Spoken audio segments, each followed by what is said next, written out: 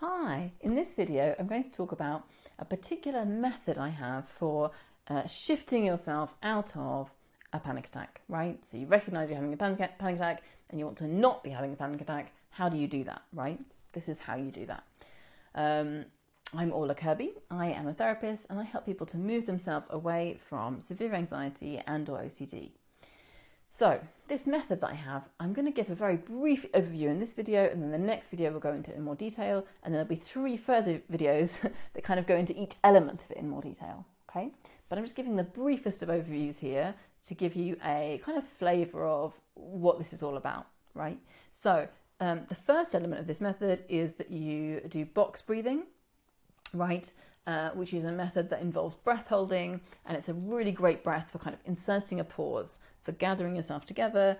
Just to give you an example, another thing that this works really well for is addiction. So if someone is addicted to something and they're having that moment of feeling drawn towards this like substance or whatever it is that they are, having those addictive thought patterns in relation to, this can be a really great way of just pausing, of halting there, of gathering yourself together, connecting with yourself, of just inserting a pause, right? It's also really useful for stopping anger in its tracks, right? If you're gonna shout at someone and you don't want to be doing that, you can use this to stop yourself doing that, right? So it's a good kind of stopper, this box breathing, and I'll explain what it is in the next video.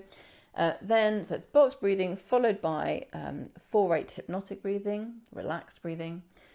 And this specific 4-8 hypnotic breathing is a very calming breath. It's a very peaceful breath. It's really good for shifting your state. It's great for imaginative work. It's really good for lifting your mood, for shifting yourself into a different emotional and mental place, right?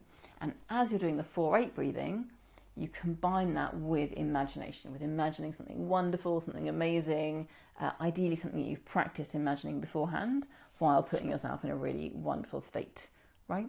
So the 3 elements of this work together, and the order of it is box breathing for 5 or 6 breaths. So this short period of box breathing, immediately followed by in for 4, out for 8, relaxed hypnosis breathing, while imagining something wonderful, right? Now, when I first tell people about this technique, it seems maybe almost too simple to work, or kind of like, well, why wouldn't I have been told this before if this works? However, I have taught this to dozens and dozens of people now who have had really excellent results with it.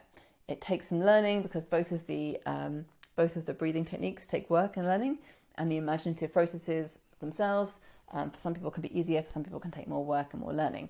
So it does take practice. This isn't something you can necessarily implement tomorrow. However, once you get it all up and running together, it's a really excellent process. Okay, so in the next video, I'm going to be just going into this in a bit more detail, and I'll see you in the next video.